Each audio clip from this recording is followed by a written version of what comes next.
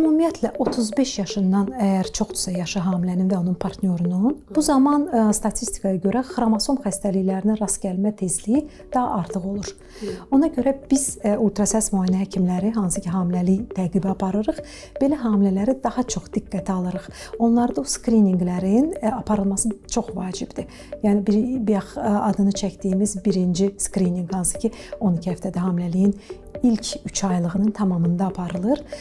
Bu zaman bu skrininqin aparılması daha vacibdir.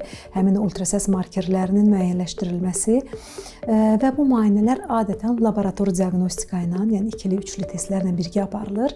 Həm biz tərəfindən bu döl detallı şəkildə müayinə olunur, həm hamilə qan verərək laboratoriyada laborator markerlərə fikir verilir və onların toplusu bizə nə dərəcədə bu hamilədə Down və digər xromosom xəstəliklərinə risk olduğunu göstərir ki, yəni belə bir nəticə əldə edəriksə, daha dərin genetik və yoxlamaları o hamilələri yönləndirməliyik.